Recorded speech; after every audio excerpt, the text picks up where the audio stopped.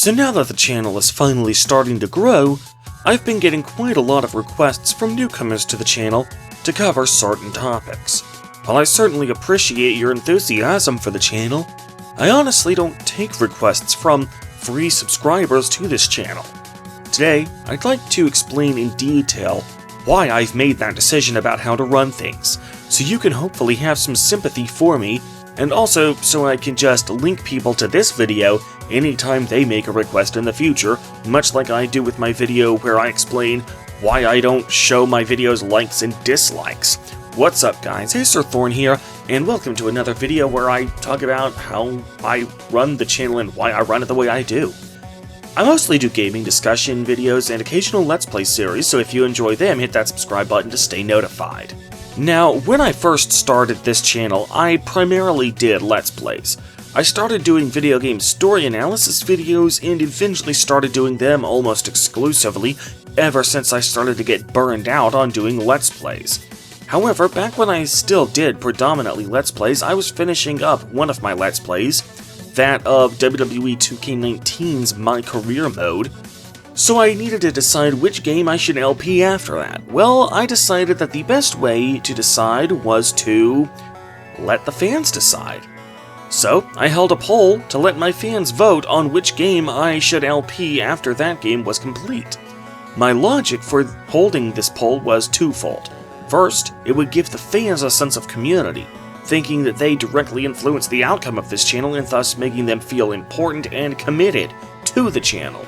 Second, whichever game wins the poll would obviously have some fans who are interested in seeing that LP. So the winning game would be one most likely to get views. On that second assumption, I was oh so wrong. The winner of that poll was Dark Souls Remastered. Now, as you can see from this screenshot, that game only got 6 votes. However, I still felt that was a decent turnout for 2 reasons. First, by that point in the channel's life, I had less than 100 subscribers, so 15 people voting in that poll was actually pretty good.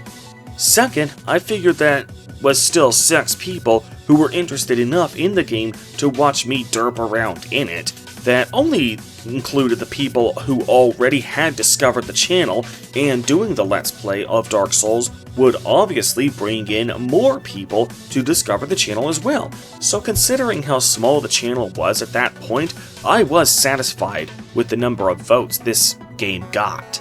So I started doing the LP and it didn't get views. Like, at all.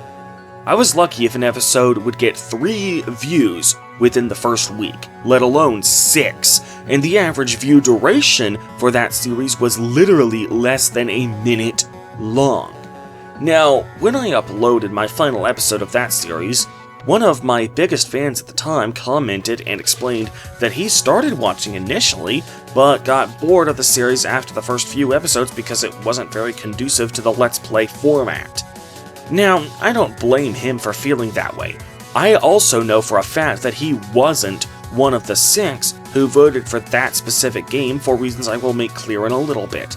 However, I want you to take a good, long look at my response to his comment, as well as his response to my response. That right there, that sums up my whole frustration with how that little project turned out. So here I have a series where I specifically asked my fans what they wanted to see, and when they gave their answer, then and only then did they express the complete opposite of interest in the very series they said they wanted. Now, some people have come to these fans' defense, saying that the reason my Dark Souls LP didn't get views isn't because the fans basically fucking lied to me, but rather because Let's Plays are overdone. They're oversaturated. Those same fans who would have been interested in my lore discussion and analysis videos simply don't care about Let's Plays at all. And that's the reason why the series didn't get views. Yeah, you're not really seeing the problem here. Yeah, my Let's Plays have always performed inferior to my analysis videos. However, if someone just wasn't interested in any Let's Play content at all, don't you think the appropriate and ethical thing to do would be to abstain from voting in a Let's Play poll altogether? Why would you actually cast a vote for me to Let's Play a specific game, thereby expressing interest in seeing that Let's Play, and then simply not watch the Let's Play when I go to make it for you? Imagine if you had kids, and one of those kids requested a specific meal. Well, you went out and bought all the ingredients for said meal, spent about 6 hours cooking the meal, and then he didn't eat the food.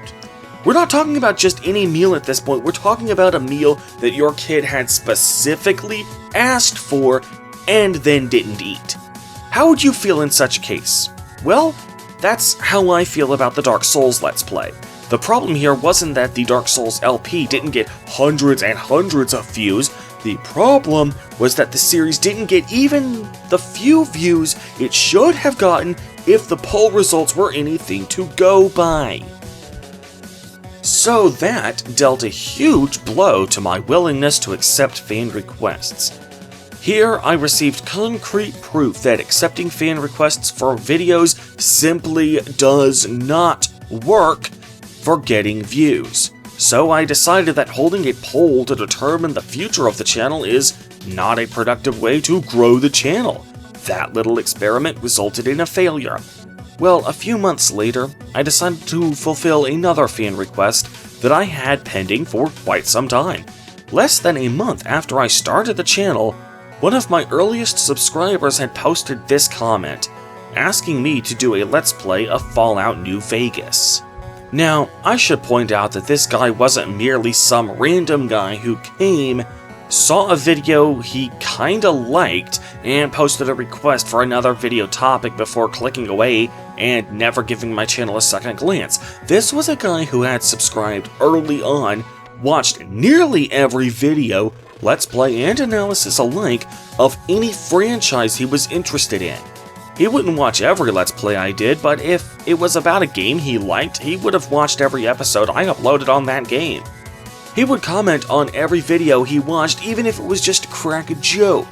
This guy was one of my biggest fans in the channel's first year, so I figured that fulfilling his request was safe, since I figured he himself was safe.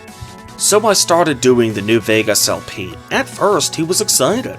He was posting his comments, he was watching the videos. But then, I posted episode number 58, where I complained about how this game's design was not up to par.